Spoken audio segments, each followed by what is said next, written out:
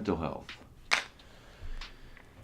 Mental health is absolute in its importance.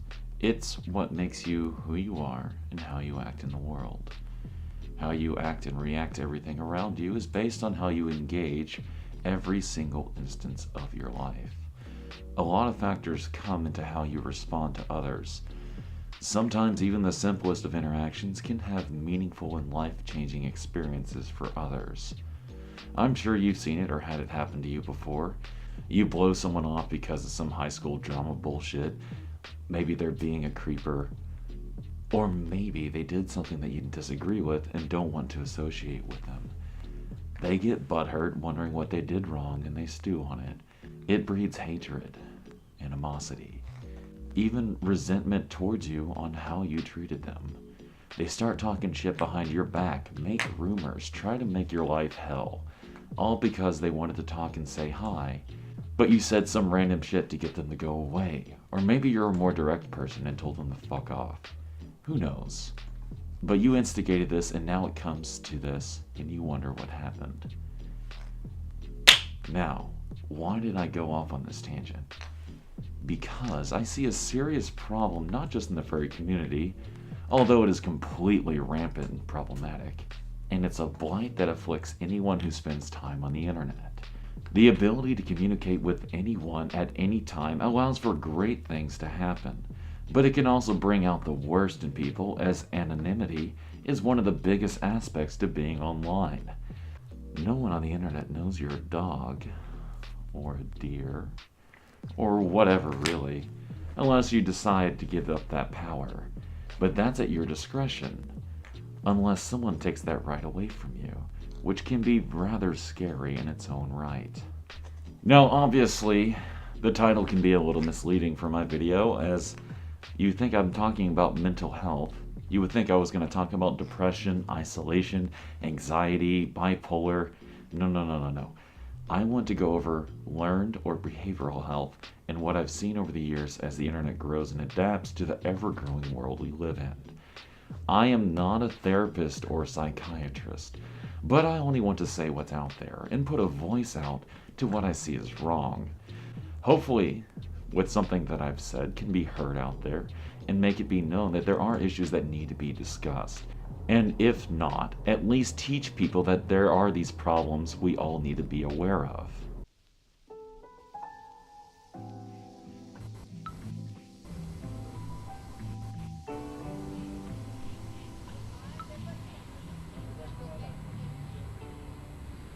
The first thing I want to talk about is clout chasing. Now, I'm pretty sure some of you have heard of this, some of you haven't. But I guarantee you'll know exactly what the hell I'm talking about as soon as I tell you. Now, a clout chaser is a person who strategically associates themselves with the excess of a popular person or a current contemporary trend to gain fame or attention. I'm pretty sure you have a friend who does these kind of things, and maybe you're that kind of person as well. I'm not judging you. It's totally fine. Everyone has their moments where they feel like they gain that sense of popularity. They get that attention. It's a dopamine rush. It feels great, especially when it goes the way you want it to. And some people just get completely out of control with it. It is literally a drug created by your own body that makes you want to have more and more of it. Clout chasing is a seriously stupid problem in the furry fandom. Everyone wants their friends to be with that popu-fur. You know this kind of person. They'll talk about how they're best friends with Red Fox number 7. Or Furry energy drink. Or even Angry European. Piss off, you grotty little wanker! Or maybe who am I kidding? Clout chasers love to have crazy stories and adventures, or at least tell you that they've had them. Maybe at a con or somebody's house party. They'll over-exaggerate the relationship with these popufurs. That as if they aren't just lying outright, of course, but they'll fluff their fur and try to ride the coattails of other furs who are more well known. They have one great interaction with a particular person who has clout, I guess, in the furry community, and they ride on that. They get a hope that they can use them to reach popularity themselves. Become the next Majira or Kiro. Oh shit. Maybe not him. Too soon? What I'm trying to get at is that these kinds of people are constantly chasing the dragon, and most of them fail utterly instead of trying to be themselves. They don't try to do their own thing, and they try so fucking hard to make something out of nothing. This behavior is absolutely destructive. Clout chasers are known to start drama. They start fights or create horrible rumors, whether they are true or not, all for the sake of trying to gain popularity or try to destroy someone else's fame. Now, I know I made a jab at Kiro a moment ago, but let's go over that, actually. Think about the whole ordeal for a moment. What does this person have to gain by leaking all this information? What is their relationship to Kiro? How do we know that it isn't falsified to begin with? It seems really weird, and a lot of things are taken out of context. Who is this person who decided to leak all this information? It definitely started a fire quick, that's for damn sure. All it took was one person saying things out of context, or maybe even falsifying information to hurt Kiro's reputation. Now, don't get me wrong, I'm not necessarily defending Kiro either. I hung out with him like once, and I was on Molly at the time, so I probably made a goddamn fool of myself in front of him. All this information about him could actually be true for all we know. All I know is I don't give a fuck, and hopefully you feel the same. The way people are on the internet, it's more like guilty until proven innocent. Kind of like North Korea, which is kind of amusing, to be honest with you.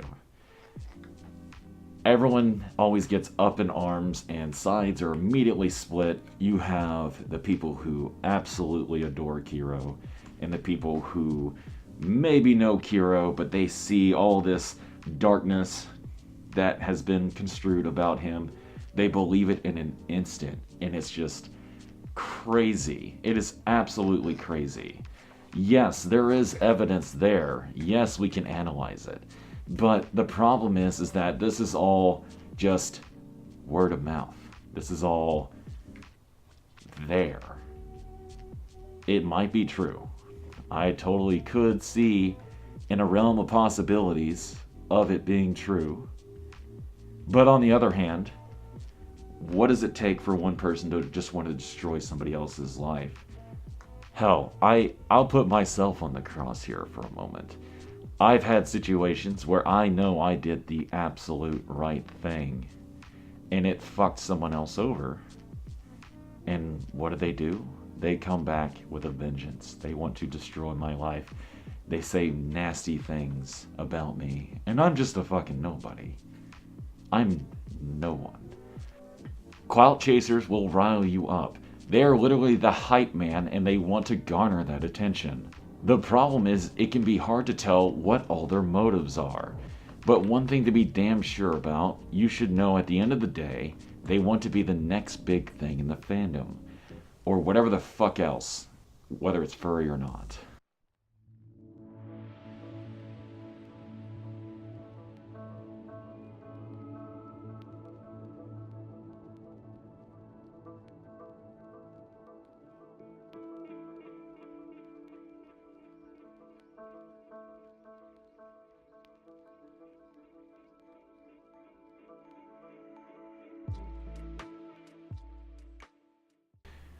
Which brings me to the next tier of bullshit. Megalomania. And no, I'm not talking about fucking Undertale. There is an actual meaning for this fucking term. Megalomania is a psychopathological condition which typically is characterized by delusional fantasies of wealth, power, or even omnipotence. I'm pretty sure In your time being in the furry fandom or not, you've met people like this. You have somebody who pretends to have all this wealth when in reality they just have a simple 9 to 5 job that barely gets the bills paid, and they just accrue debt on credit cards in the background and hide all their misfortunes. It gets really dark here.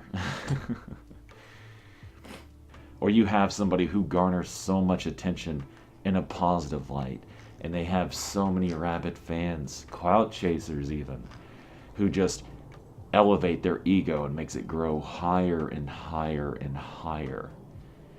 This is a completely different beast and is typically seen more with furs that actually have some semblance of popularity or fame. They'll use their fame as a currency or power to push their agenda. This is where clout chasers and megalomaniacs go hand in hand and make a vicious combo.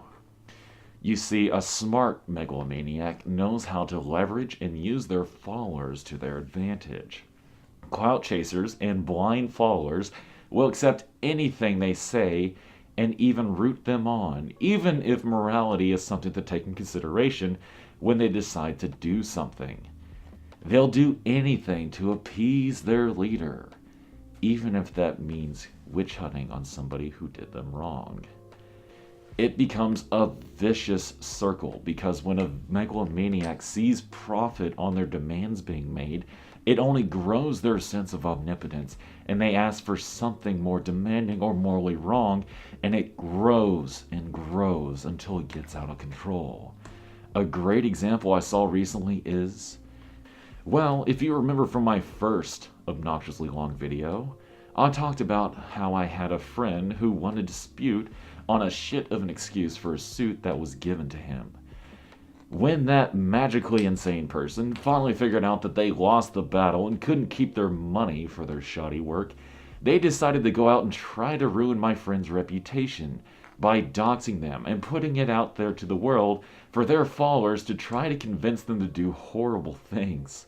This is a textbook procedure of a megalomaniac trying to use their reach to get back at somebody who wronged them.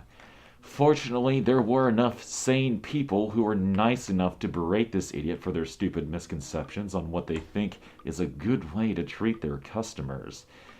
In the end, all they did was shoot themselves in the foot, and hopefully it knocks them down a peg in their psyche for their preconceived notions on what's acceptable in regards to interactions with other people. Regrettably, I don't really have a way to stop this. There's no magical cure-all to all this nonsense. No simple switch flip or some simple sweep under the rug. This video was rather meant to inform you of this and essentially to learn from this. If anything, I want to try to save those from this vicious cycle of these groups that feed into each other, of these notions of hatred, greed, and envy of each other. Essentially, the best way I can TLDR this bullshit is do not feed a troll. You do certain things, treat people a certain way, make cliques with other people, hell, even fucking bullying and berating. It doesn't fucking get you anywhere, and all you do is join the big circle jerk that is the clout chasers and the megalomaniacs. The only thing I want you to take from this video, if you honestly got this far, is to consider your actions when you talk to somebody. When you make that tweet, follow that popular person for attention. I just want you to ask yourself, is it really worth it?